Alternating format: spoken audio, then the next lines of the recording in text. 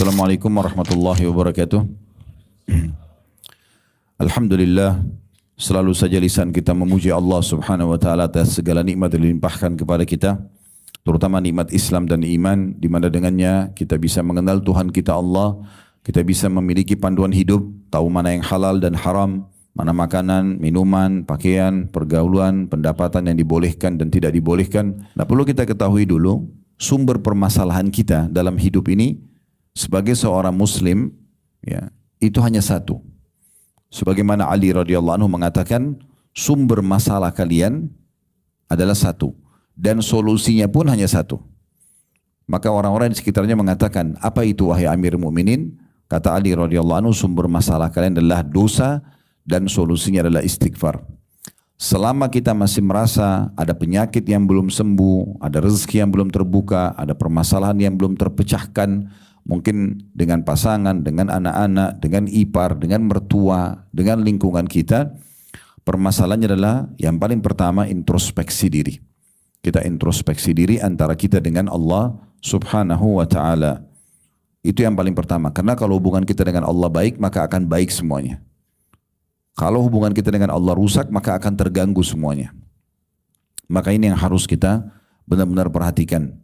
Semua ini rangkaian daripada nikmat yang harusnya kita syukuri kepada Allah subhanahu wa ta'ala, karena Allah juga memberikan kita panduan hidup dari ajaran agama ini sehingga kita mengetahui semua ini. Juga kita panjatkan salam hormat kita kepada Nabi besar Muhammad sallallahu alaihi wa ala alihi wa sahbihi wasallam, yang telah Allah perintahkan kita untuk mengucapkan salam hormat kepada beliau, dan sebagai balas jasa setelah menghabiskan 23 tahun dari masa hidup beliau, 13 tahun di kota Mekah ini semuanya dengan hinaan, cacian, dan puncaknya diusir dari kampung halamannya Mekah ini, sehingga beliau hijrah ke Madinah, dan 10 tahun di fase Madinah semuanya penyempurnaan wahyu, sehingga akhirnya agama ini sempurna dan sampai kepada kita semua. Baik, pelebur dosa yang ke-9 ini masalah memaafkan orang lain dan berlapang dada. Seperti tadi saya katakan, metode yang kami gunakan itu adalah bagaimana menjelaskan dulu sebagai mukaddimah judul daripada bahasan kita. Ada banyak sekali akhlak dalam Islam yang sangat mulia, dan memang ciri khas Islam adalah akhlak. Kata Nabi SAW, innama bu'ithtu liutammima makarimal akhlak. Aku diutus untuk menyempurnakan akhlak-akhlak yang mulia.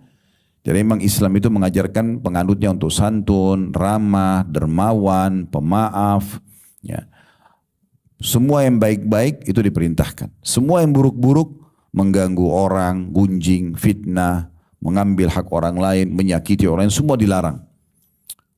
Dan ada di antara akhlak-akhlak tersebut, jadi dua hal yang berpartner, yaitu meminta maaf dan memaafkan. Dua ini satu paket. Artinya orang kalau salah dalam Islam dianjurkan untuk segera minta maaf. Dan jangan menunda.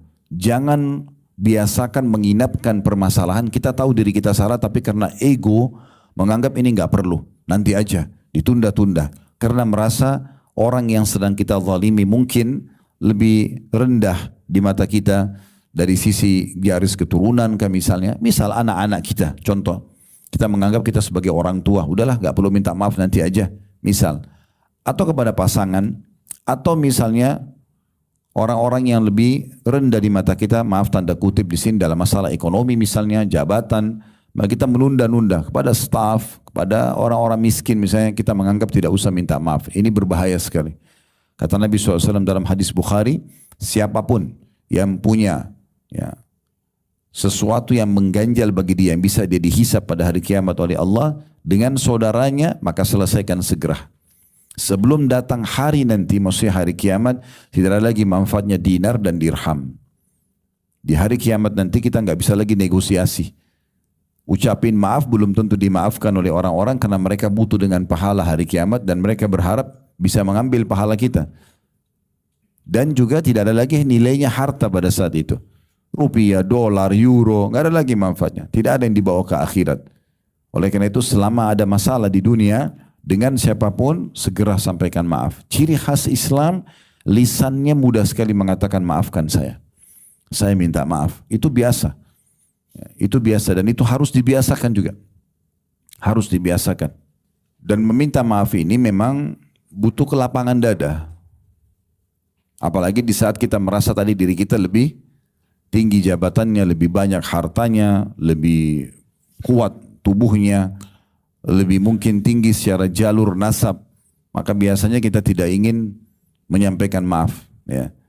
Padahal sebenarnya dalam Islam justru harus kita lakukan ini. Dan Nabi SAW selalu mengucapkan maaf kepada siapapun. Bahkan sebelum beliau meninggal, alaihi salatu wassalam, beliau mengatakan siapapun yang pernah disakiti oleh Muhammad, beliau tidak mengatakan oleh Rasulullah. Beliau menyebutkan namanya sebagai bentuk tawadhu. Maka ini adalah diriku. Ya, siapa yang aku ambil haknya sampaikan, siapa yang pernah aku sakiti, ya, maka balaslah. Bahkan beliau mengatakan ini tubuhku. Ya, kalau misalnya ada ya, seseorang yang pernah aku sakiti, maka balaslah, qisas gitu. Jadi memang luar biasa dalam Islam ini, sifat ini ya, meminta maaf. Kemudian partnernya adalah memaafkan orang lain. Nah ini levelnya lebih tinggi daripada yang awal.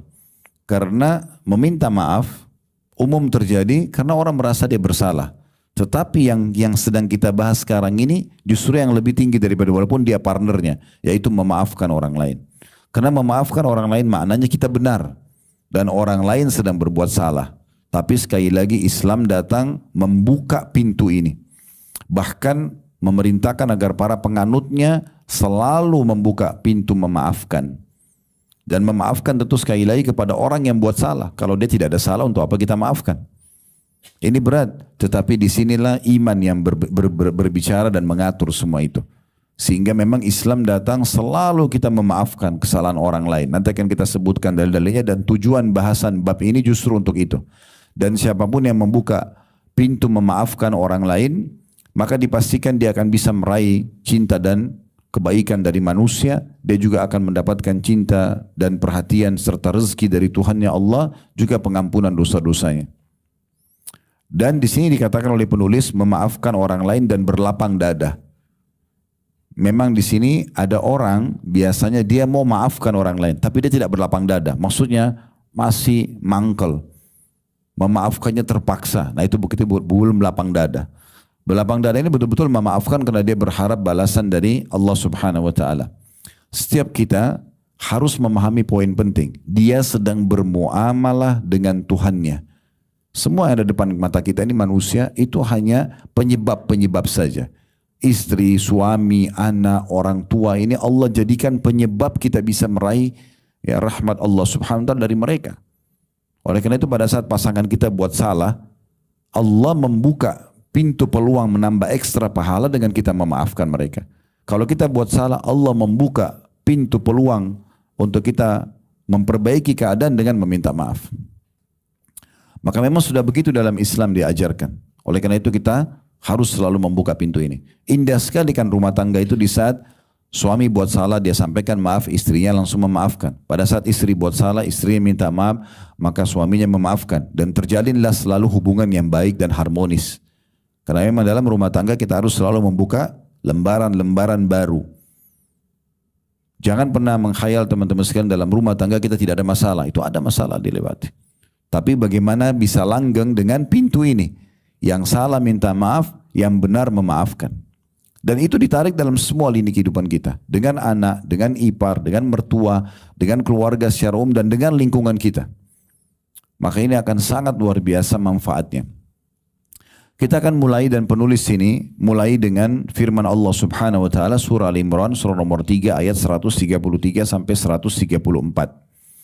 Saya bacakan yang bunyinya wasari'u ila magfirati min rabbikum wa jannatin 'arduha as-samawati wal ardu 'iddat lil muttaqin alladziina yunfikuna fis sarra'i wad dharra'i wal kadhimina al ghaidha wal 'afina 'anil nas wallahu yuhibbul muhsinin. Dan bersegeralah kamu kepada ampunan dari Tuhanmu. Maksudnya jangan sampai menunda untuk bertaubat dan memohon ampun. Setiap ada kesalahan langsung mohon maaf kepada Allah. Ya, dan itu harus segera, jangan ditunda karena bisa saja meninggal beberapa detik setelahnya. Dan kejarlah surga. Setelah itu sibukkan diri dengan amal soleh yang bisa membawa pada surga yang luasnya seluas langit dan bumi yang disediakan untuk orang-orang yang bertakwa. Artinya orang yang patuh. Lalu Allah itu 133-nya, 134 Al-Imran Allah sebutkan tentang ciri ahli surga yang merupakan orang-orang yang bertakwa tadi. Allah mengatakan yaitu orang-orang yang menafkahkan hartanya baik di waktu lapang maupun sempit. Maksudnya dalam kondisi dia kaya raya ataupun dia miskin, dia butuh, tetap selalu tidak pernah berhenti untuk bersedekah. Memang subhanallah bahasan kita yang sebelum ini itu khusus tentang masalah keutamaan sedekah dan berinfak dan bagaimana juga itu merupakan ciri khas seorang muslim. Salah satu akhlaknya adalah dia sangat dermawan, bukan cuma dermawan ya. Salah satu ciri dermawan adalah memberi sebelum diminta. Jadi kalau ada orang memberi di saat dia diminta itu umum. Yang tidak umum itu adalah belum minta sudah kasih. Mereka suka mencari kesempatan-kesempatan untuk membantu orang lain. Mereka mencari siapa yang butuh, bukan mereka tunggu dicari oleh orang yang butuh. Itu kedermawanan yang merupakan contoh dari Nabi SAW. Itu sudah kita bahas pada pertemuan yang lalu sebenarnya. Tapi di sini Allah SWT menyebutkan ciri orang yang bertakwa dan ahli surga adalah yang suka berinfak, ya, dan juga ya, dalam keadaan lapang dan lowong, serta mereka mencapai atau mengejar level terbaik dari kedermawanan dengan cara mengejar kantong-kantong itu. Mereka yang mencarinya. Abdullah bin Umar dan Abdullah bin Abbas radhiyallahu anhum ajma'in itu setiap hari depan rumahnya ada orang miskin yang minta dan mereka selalu memberi. Nah setelah mereka memberi, kalau di satu hari ada di antara orang miskin tersebut tidak datang, mereka keluar sengaja mencari di mana orang-orang ini kemudian memberikan. Dan dalam mengerjakan ibadah, kita bisa mendapatkan ekstra pahala dengan kemasan ibadah itu ya. Contoh misalnya, kita mau sholat malam, kalau ada orang, contoh saya sholat malam, kalau ada orang bangun di malam hari, kemudian dia tiba-tiba berpikir, daripada saya tidur, saya juga tidak ngantuk, saya sholat malam aja. Dapat pahala, asal dia ikhlas, dia ikuti syarat-syarat sholat dan seterusnya.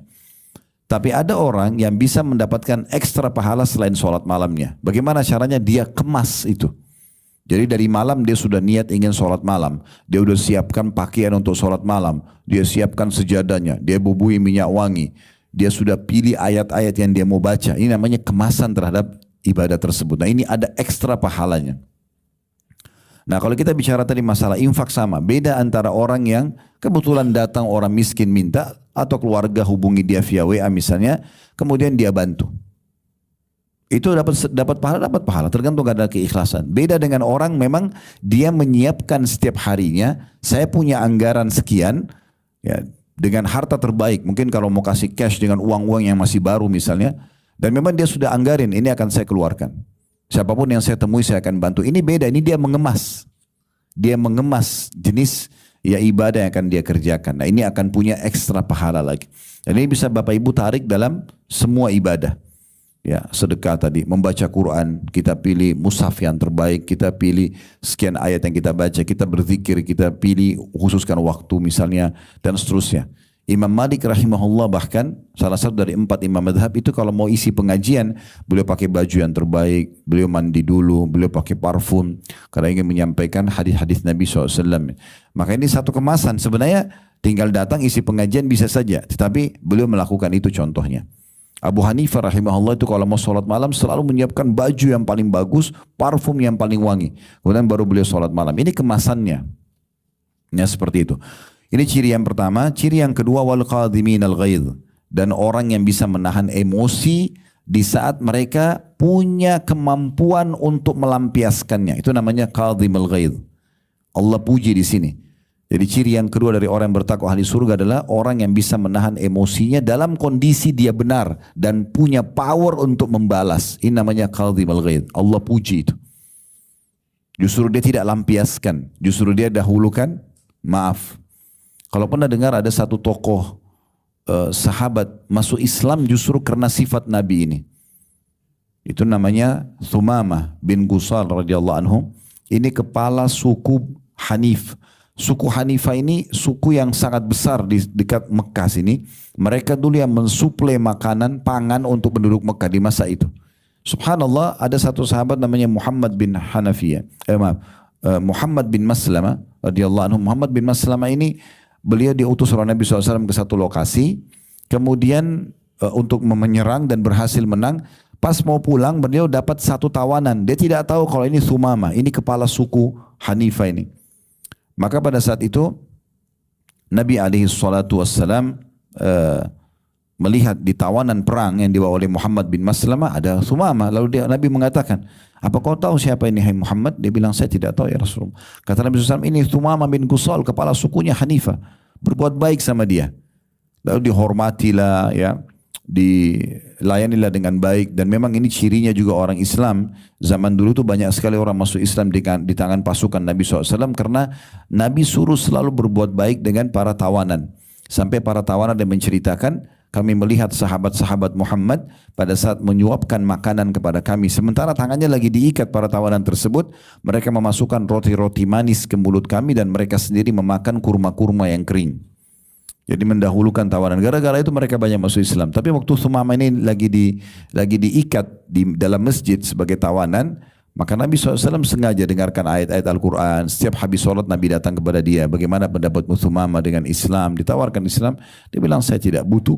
Dan kalau kau memaafkan, hai Muhammad, engkau telah memaafkan orang yang tahu berterima kasih. Maksudnya kalau kau lepas aku dari tawanan ini.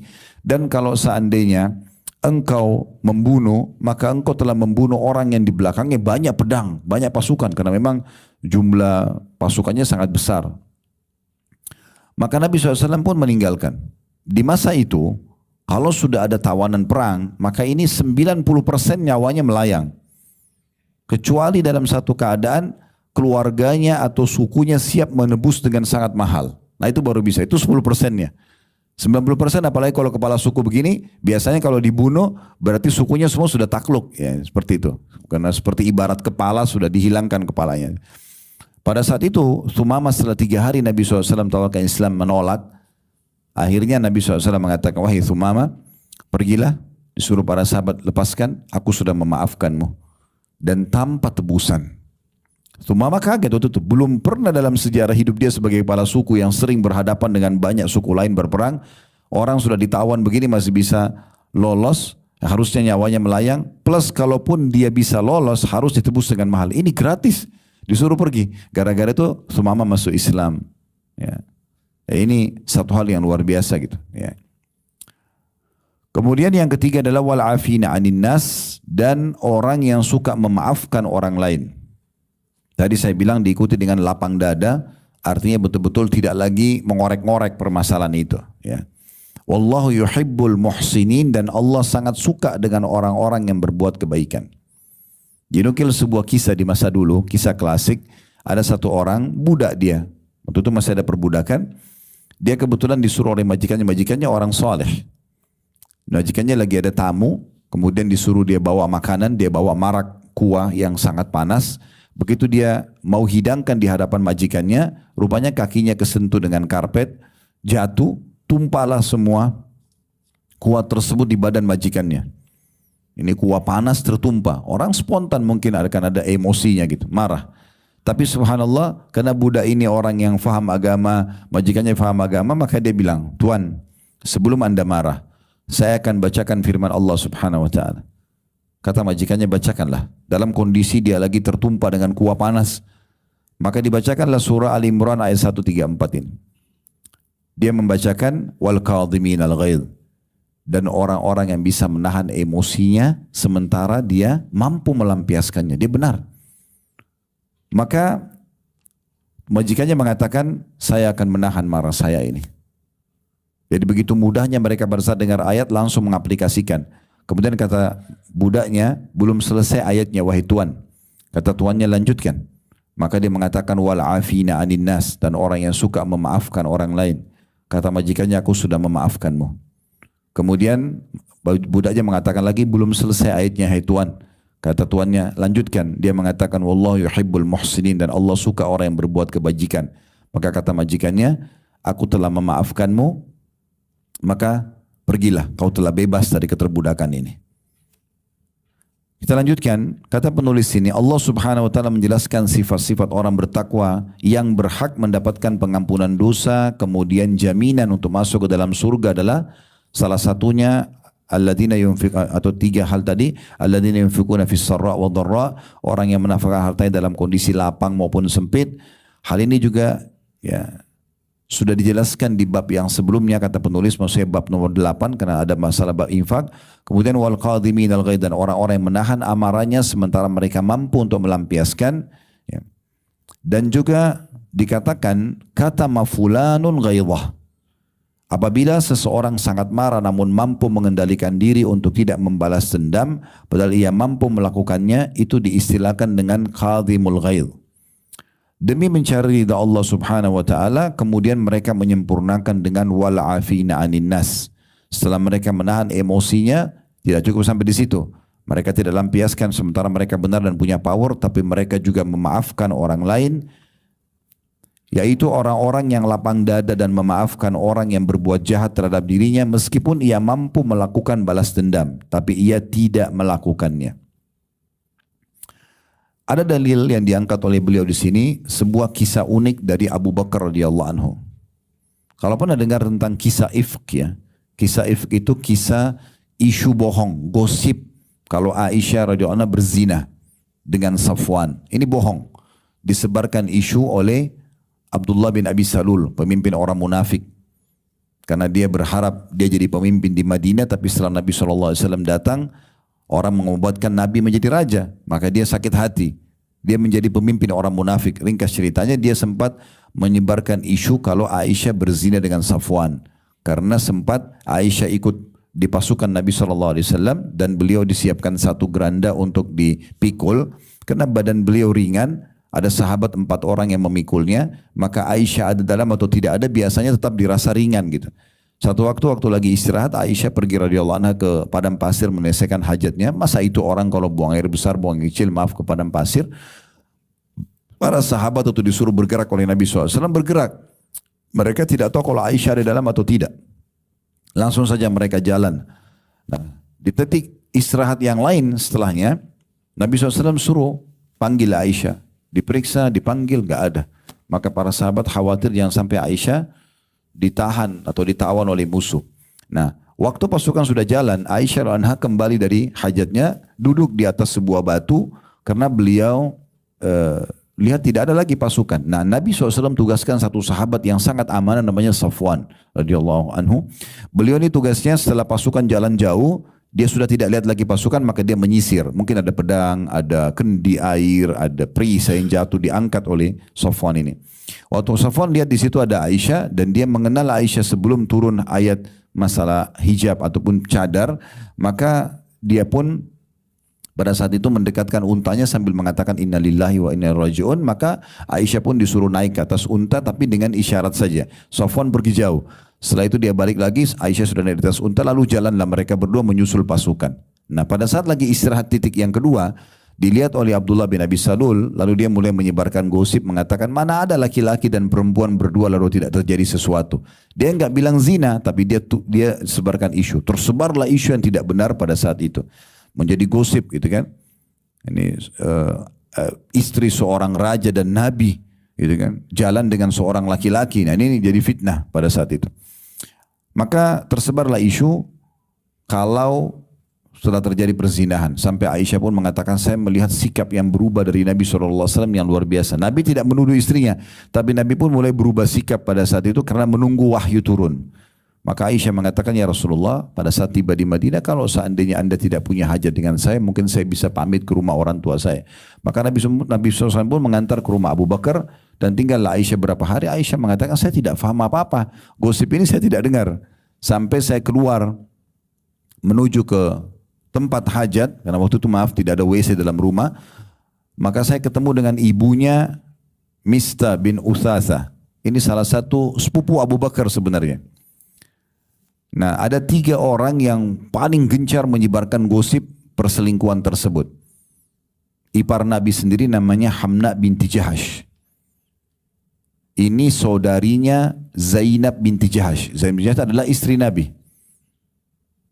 Dalam riwayat Bukhari disebutkan, kata Aisyah radhiyallahu anha, Nabi SAW sempat menanyakan kepada Zainab tentang gosip tersebut, maka dia mengatakan, ya Rasulullah, saya menjaga pendengaran dan lisan saya. Maksudnya saya tidak mau ikut-ikutan. Yang saya tahu Aisyah orangnya baik.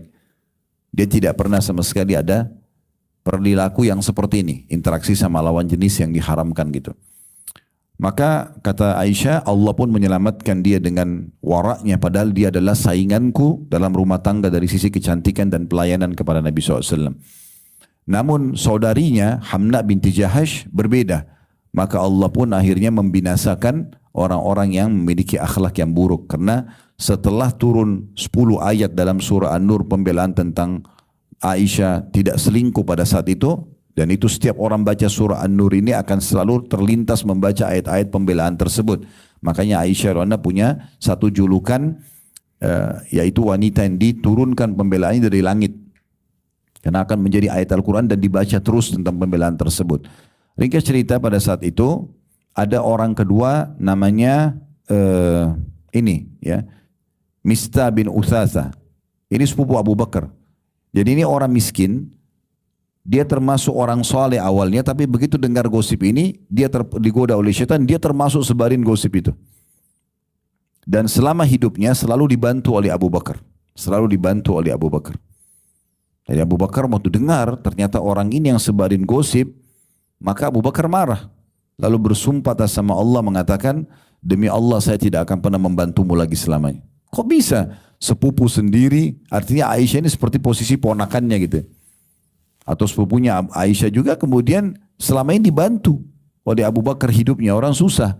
Selalu diberikan nafkah bulanan gitu. Maka Abu Bakar bersumpah tidak akan pernah membantu lagi dia. Gitu. Nah pada saat itu Allah subhanahu wa ta'ala menurunkan firman dalam surah An-Nur ayat 22. Nah ini prosesi bagaimana Abu Bakar merespon ayat ini luar biasa. Untuk memaafkan kesalahan orang yang sudah merusak nama baik anaknya. Menyebarkan gosip kalau anaknya itu berzina padahal sebenarnya tidak gitu. Tentu kalau teman-teman mau ini saya cuma ringkas kisahnya karena melihat waktu kita. Kalau mau kembali bisa di kajian sirah tentang kisah ifk, ini cukup panjang ceritanya masalah tadi. Tapi di sini Allah SWT berfirman dalam surah An-Nur ayat 22, wala ya'tali ulul fadli minkum was-sa'ati an yu'tu ulil qurba wal masakin wal muhajirin fi sabilillah wal ya'fu wal yasfu ala tuhibbuna yaghfirallahu lakum wallahu ghafurur rahim.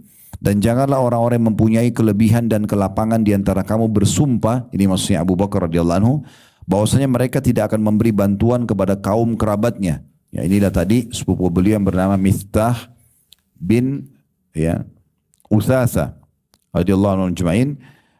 Juga orang-orang miskin dan orang-orang yang berhijrah pada jalan Allah, dan hendaklah mereka memaafkan dan berlapang dada. Apakah kamu tidak ingin bahwa Allah mengampunimu? Maksudnya dengan memaafkan orang lain Allah akan kasih bonus pengampunan dosa, dan Allah Maha Pengampun lagi Maha Penyayang. Di sini Ibnu Katsir rahimahullah menyebutkan dalam tafsir surah An-Nur ayat 22, ayat ini turun berhubungan dengan masalah Abu Bakar Siddiq radhiyallahu anhu taala. Beliau bersumpah tidak akan membantu salah satu kerabat yang bernama Mistah bin Utsatsa setelah ia terlibat dalam menyebarkan berita bohong tentang diri Aisyah radhiyallahu anha. Maka tak kala Allah menurunkan ayat yang menyatakan kesucian Aisyah dari tuduhan tersebut, dan jiwa orang-orang yang beriman kembali tenang. Allah telah menerima taubat orang-orang mukmin yang pernah ikut menyebarkan berita bohong itu, dan telah ditetapkan hukum atas mereka. Hukum maksudnya dicambuk ya. Dicambuk gitu. Karena ada 3 orang yang dicambuk itu tadi, Hamna binti Jahash, iparnya Nabi SAW, kemudian ini ya Mistah juga dicambuk, sama ada satu penyair Nabi ya. Subhanallah saya lupa namanya. Orang ini lebih tua dari Nabi 7 tahun, tapi dia juga sebarin gosip maka dicambuk juga ya. Maka kata Nabi, ketika di sini kata Ibnu Katsir, dan Allah telah tetapkan hukum atas mereka. Lalu Allah yang Maha memiliki keutamaan dan karunia menurunkan syariat. Lunaklah pada saat itu hati Abu Bakar terhadap sepupunya Mistah bin Utsatsa, seorang yang miskin, tidak punya harta sama sekali selain yang diberikan Abu Bakar kepadanya. Padahal dia termasuk kaum muhajirin. Ia salah satu ikut menyebarkan berita bohong itu. Namun Allah telah menerima taubatnya. Dia pun dihukum atas perbuatan yang maksud dicambuk. Karena penyebar gosip ini kan dalam Islam dicambuk. Ya. Cambuk 40 derah. Ya. Kalau dia bisa sampai 80 derah tergantung keputusan pemerintah di masa itu atau yang sedang menerapkan hukum Islam ini.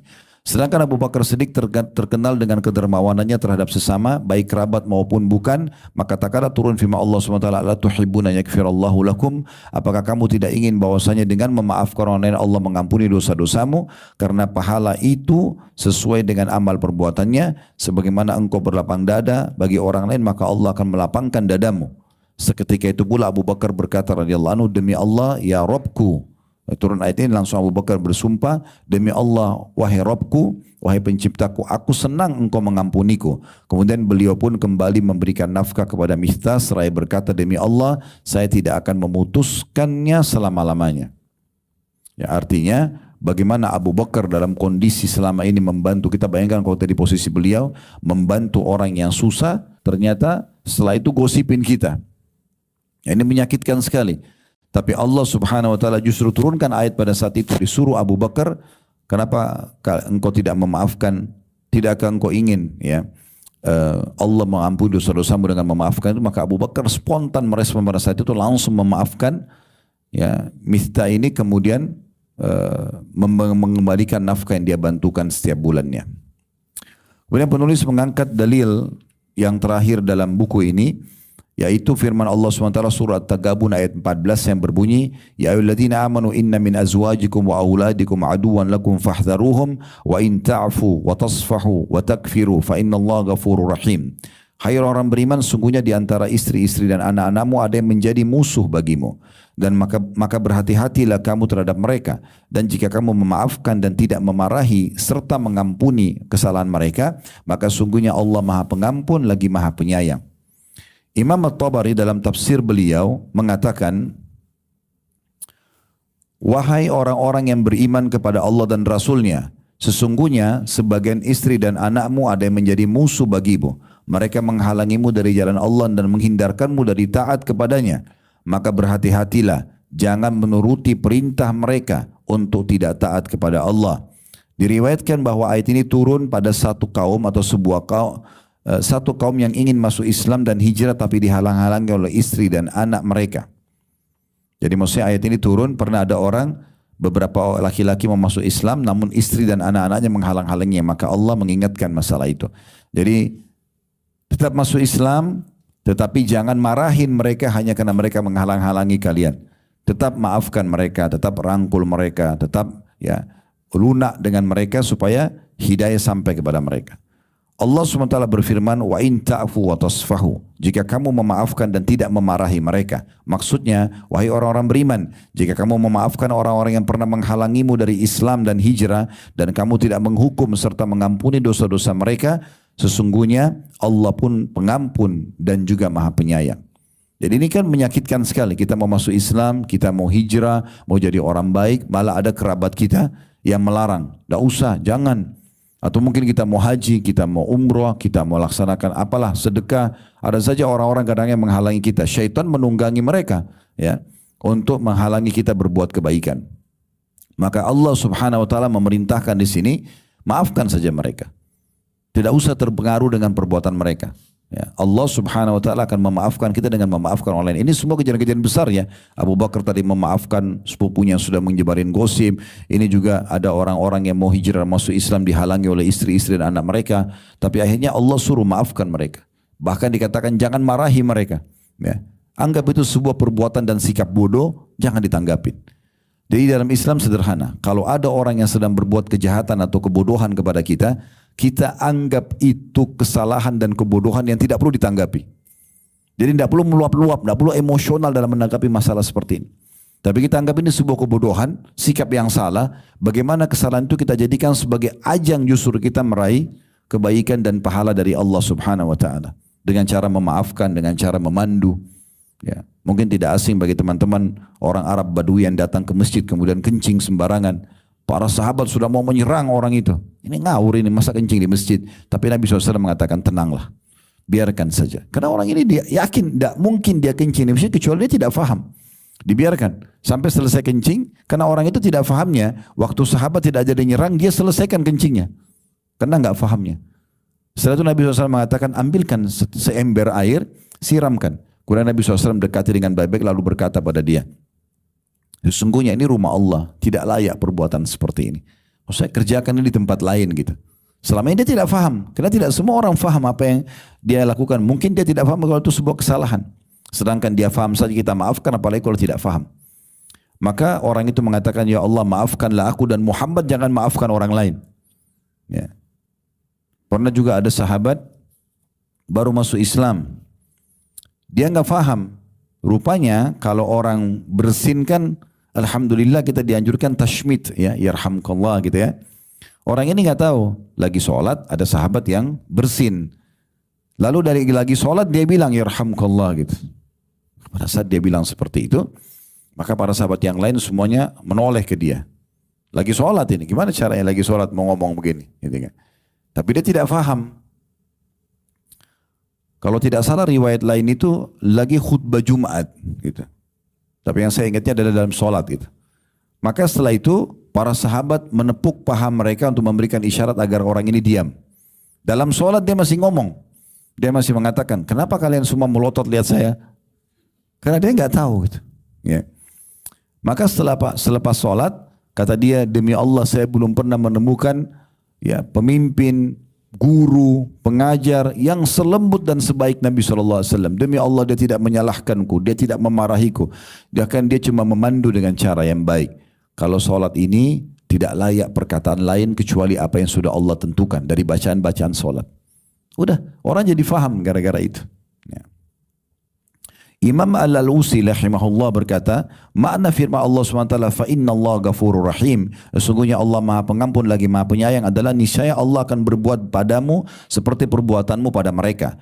Karena barang siapa yang memaafkan dan mengampuni kesalahan orang lain, niscaya Allah juga akan memaafkannya. Perlu difahami poin penting ya. Kalau ada orang berbuat zalim dengan kita, ini banyak opsi. Opsi yang pertama, yang paling ideal kita maafkan. Menyakitkan Ustaz, ya memang justru di situ puncak pahalanya. Situlah puncak pahalanya. Karena pahala sabar dan pahala yang dijanjikan di sini diampuni dosa karena memaafkan orang lain, justru pada saat ada ujian itu datang kan. Kalau lagi tidak ada ujiannya, kita mau dapat pahalanya dari mana? Justru di situ pahalanya gitu. Opsi pertama paling ideal, kita maafin antara kita sama Allah Subhanahu wa taala. Masalah dia, orang yang sedang berbuat salah ini, kalau kita ucapkan maafkan dia di depan dia, saya sudah maafkan kamu, dia bebas dari hukuman Allah Subhanahu wa taala. Juga kita sudah tidak ada masalah sama dia. Tapi kalau kita maafkan di belakang, kita hanya antara kita sama Allah, maka bagi dia belum gugur hukum. Karena dia harus punya kewajiban meminta maaf dengan kita. Tapi sekarang antara kita sama Allah sudah selesai. Karena kita sudah memaafkan. Allah sudah mengampuni kesalahan kita ya. Tapi tetap ditekankan paling ideal adalah dengan lapang dada. Udah maafin, selesai. Kita anggap perbuatan itu kebodohan dan kita jadikan sebagai ajang pahala buat kita. Yang kedua opsinya adalah kita membalas dia.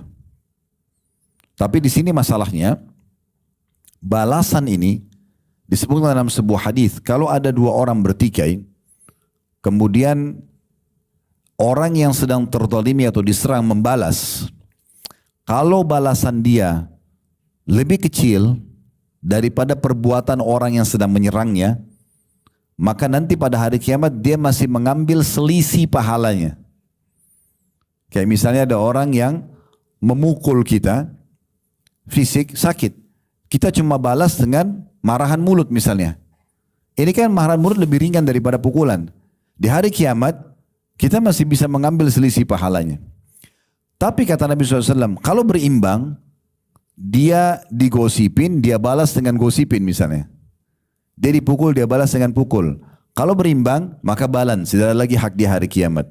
Tapi yang jadi masalah, kata Nabi SAW adalah, kalau sampai balasan dia melebihi perbuatan kezaliman orang lain. Kayak misal, orang gosipin dia, tapi dia balas dengan membunuh. Membunuh kan lebih besar daripada gosip. Hari kiamat justru orang yang zalimi dia akan mengambil haknya. Ini perlu diperhatikan baik-baik, maka hati-hati. Karena banyak orang begitu, kadang-kadang kesalahan orang lebih kecil, balasannya dia lebih besar. Nah di sini Allah Maha Adil, Allah akan berikan hukuman sesuai dengan kadar lebihnya daripada perbuatan tersebut. Ini tambahannya. Imam Qurtubi rahimahullah berkata, ayat ini berlaku umum bagi segala kemaksiatan yang diperbuat seseorang dengan sebab istri dan anak, karena khususnya sebab tidak menghalangi keumuman hukum. Maksudnya adalah kalau ada kesalahan-kesalahan dilakukan oleh pasangan kita, oleh anak kita, maka dahulukan pemaafan. Dahulukan pemaafan. Ya. Jadikan kesalahan tersebut ajang untuk mendapatkan pahala. Sampai pernah ada sebuah riwayat teman-teman sekalian, ada seorang sahabat punya kebun kurma besar sekali. Pegawainya banyak sekali. Ratusan bahkan ribuan orang. Kemudian sering kali mungkin kayak kita kalau punya Allah amanahkan perusahaan, kita tahu ada saja pegawai, ada yang bagus kualitasnya, ada mungkin yang ya kurang, bahkan ada yang sering teledor gitu. Maka sahabat ini pernah masuk ke kebun dan menemukan ada beberapa pegawainya dia yang kok kerjanya kurang bagus ya. Dalam memetik kurmanya, dalam panen, kemudian dalam memilah, menyortir mana yang bagus, mana tidak, kurang. Maka dia bingung, ini apa yang harus dilakukan? Sudah diinstruksikan, masih saja sering terjadi kesalahan. Maka dia datang kepada Nabi SAW mengatakan, ya Rasulullah, berapa kali kami harus memaafkan pegawai kami? Maka Nabi SAW diam, dia ulangi lagi, ya Rasulullah, berapa kali kami harus maafkan kesalahan pegawai kami? Kata Nabi SAW, maafkan mereka walaupun mereka melakukan sampai 70 kali kesalahan. Ini luar biasa gitu. Tapi ini ditanggap oleh para ulama ya. Maksudnya adalah kesalahan-kesalahan teknis. Teknis orang misalnya dia teledor, dia salah gitu kan. Tapi kalau dia melakukan kriminal berbeda hukumnya. Karena kriminal dalam Islam kayak dia mencuri misalnya, manipulasi data. Ini kan berarti atau dia melanggar akad kita, ini berbeda. Hukumnya bukan masuk dalam masalah apa yang kita bahas tadi. Peminta memaafan ini adalah masalah teknis. Ya, ini mirip juga dalam masalah rumah tangga. Kalau pasangan kita masalah teknis, kita biasa rapi, pasangan kita tidak misalnya. Atau ada hal-hal yang teknis lapangan, kita suka makanan A, pasangan kita masak makanan yang berbeda B. Ini masalah teknis, maka ini yang dimasukkan dalam masalah pemaafan. Tapi kalau sudah sampai pada hal yang besar, ya, dia melakukan kriminal-kriminal yang besar, perselingkuhan misalnya, atau dia melakukan minum-minuman keras, narkotika, ini berbeda, ini hukum kriminal. Maka di sini kita punya khiyar, hak khiyar. Kita bisa lanjutkan akad atau kita batalkan. Ya, kita lanjutkan akad dengan pegawai tersebut atau kita batalkan. Atau kita lanjutkan dengan pasangan atau kita batalkan. Ya. Maka ini perlu difahami tentunya. Ada batasan-batasan di mana yang kita toleransi terus kita maafkan, di mana yang kita tidak bisa toleransi. Karena kan ada orang yang tidak bisa toleransi. Beberapa kasus rumah tangga yang disampaikan kepada kami, memang ada pasangannya tidak mau berhenti, berzina terus. Sudah dinasihatin, sudah didoain, tidak mau berhenti. Apakah ini terus dimaafkan? Jawabannya tidak. Ini di sini dia sudah punya hak khiyar, dia punya pilihan. Dia mau bertahan silakan, dia mau pisah sudah hak dia. Tapi kalau masalah teknis sekali lagi, maka ini adalah hal yang masuk dalam bahasan kita. Sering selalu memaafkan, sering selalu merangkul agar pasangan kita dan juga staf kita atau orang sekitar kita bisa meraih kebaikan dan kesempurnaan tentunya dengan bersabar. Ada orang subhanallah diberikan masukan satu kali dia faham. Ada orang mungkin masukan yang kelima, yang keenam, yang ketujuh baru dia bisa melakukannya. Terlebih lagi maaf yang Allah amanahkan anak ini penting sekali. Anak-anak itu masa belajar. Jangan selalu memulai anak-anak dengan emosional, marah. Selalu kita anggap anak kita itu seperti kita. Ya, harus sudah faham. Gak bisa. Anak-anak itu memang masa belajar. Di saat bersama kita lah dia sering selalu melakukan kesalahan-kesalahan. Itu biasa. Ya. Baik, saya akan tutup teman-teman sekalian. Habis ini kita akan buka pertanyaan dengan dalil-dalil yang lain ya, yang perlu kita fahami dengan memaafkan orang lain. Yang pertama adalah hadis riwayat Abu Daud. Dan ini hadis hasan. Kata Nabi SAW, ana za'imun bi baitin fi rabadil jannah liman tarakal mira'a wa in kana muhiqqa. Aku adalah pemberi jaminan istana di surga, ya, di pinggiran surga, itu bagi orang yang meninggalkan perdebatan walaupun orangnya benar. Ini termasuk adab dalam Islam ya. Kalau kita sedang diskusi, oke. Tapi kalau berdebat, yang ujungnya hanya membawa kepada mudarat, ya, akhirnya saling menghina, saling menjatuhkan, ini nggak boleh dalam Islam. Namanya mira'. Tinggalkan saja. Kalau diskusi memang tujuannya untuk mencari mana yang terbaik, oke. Tapi kalau berdebat-debat emosional dalam Islam tidak ada. Udah nggak perlu. Kita sudah sampaikan argumen kita, dia nggak mau dengar, ya sudah tinggalkan saja. Karena nggak ada manfaatnya, habis-habisin waktu. Dan itu. Maka Nabi SAW menjamin akan mendapatkan istana di satu camp di pinggiran surga. Itu istana tambahan bagi orang yang meninggalkan perdebatan walaupun dia benar. Kemudian wa fi wasatil jannah liman tarakal kadhiba wa in kana mazihan. Dan istana di tengah-tengah surga bagi orang yang meninggalkan bohong walaupun bercanda. Ya, berapa banyak orang yang membuka pintu bohong, dusta dengan alasan cuma bercanda. Kenapa kamu bilang begini? Ya, cuma bercanda. Enggak boleh bercanda. Dalam Islam tidak ada bercanda, dalam bohong pun tidak ada. Gitu kan. Katakan orang muslim itu yang nampak depan matanya itulah dalam hatinya. Suka ya suka, tidak suka tidak suka, selesai. Dia tidak akan membuka pintu bohong walaupun itu sederhana. Sampai sebagian ulama mengatakan kalau ada orang muslim lapar, ditanya apakah anda lapar, karena dia malu dia mengatakan tidak, itu bohong, enggak boleh. Apa adanya? Ya saya lapar, saya belum makan, selesai. Kamu suka? Suka. Tidak suka? Tidak. Tidak suka. Selesai, clear.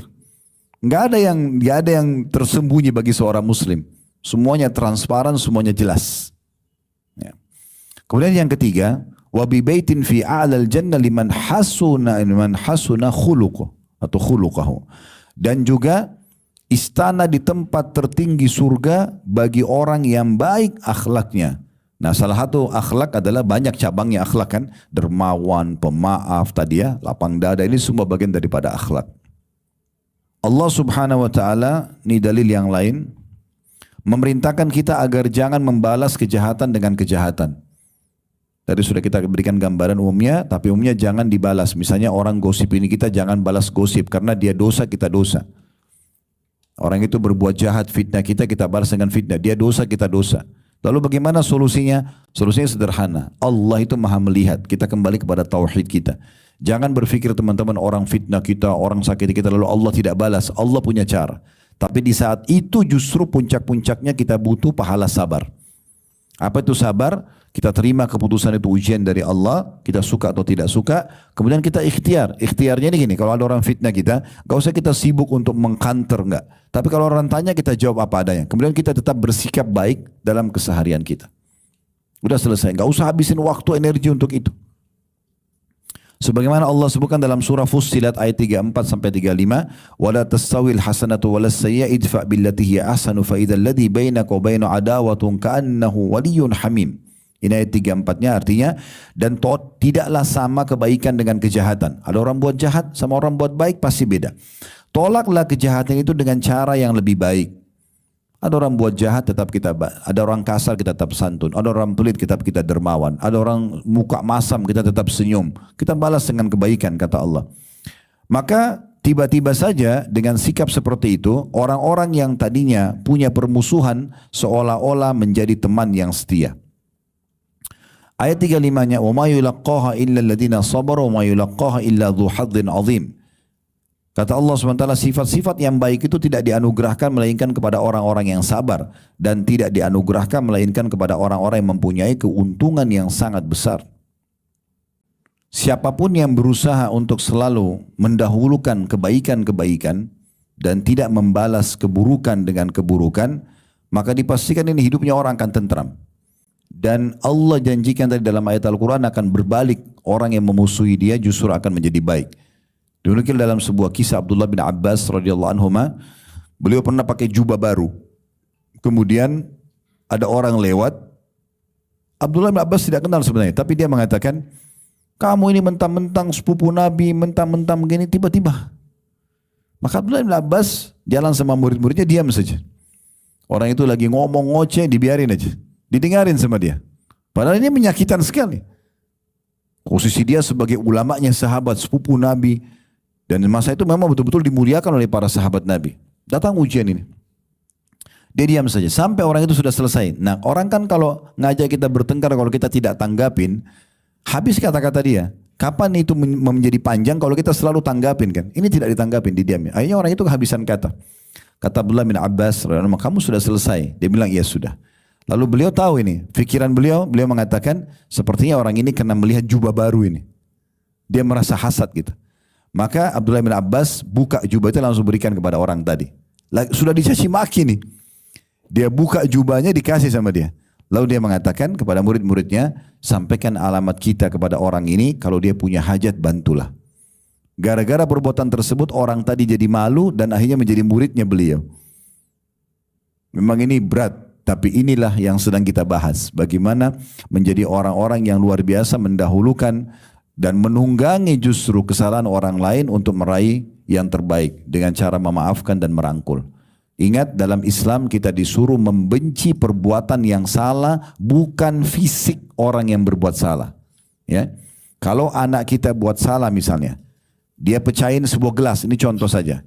Maka yang sedang salah adalah pecahin gelasnya, bukan fisiknya dia. Nasihati dia, rangkul dia supaya dia tidak ulangi, selesai. Jangan benci fisiknya, tapi kita benci perbuatannya, ya, atau sesuatu yang melekat merupakan sifat di situ. Ini terjadi pada semua hal ya. Teman-teman supaya mudah faham lebih jauh masalah ini, misal kalau makanan, ini sebagai penutup insya Allah. Jadi kalau kita misalnya makan ikan, ikannya amis, yang kita tidak suka apanya? Amisnya. Banyak orang tidak suka ikannya, sehingga tidak mau makan ikan selamanya. Kenapa nggak makan ikan amis? Semua dipukul rata ikan amis. Salah nggak? Salah. Orang makan jeruk, asam, yang tidak disukai apanya? Asam. Jangan jeruknya, karena kalau jeruknya kita tidak mau makan jeruk selamanya. Nah seperti itu kurang lebih gambarannya. Jadi supaya mudah dimahami, kesalahan atau kekurangan yang ada pun yang kita tidak suka itu, dan kita usahakan itu menjadi ajang pahala buat kita. Bukan justru hal-hal yang harus kita benci dan kita tinggalkan seakan-akan sudah tidak ada lagi peluang untuk berbuat baik. Terlalu banyak orang dapat hidayah justru kena sikap-sikap yang santun dan baik ini. Allahu a'lam.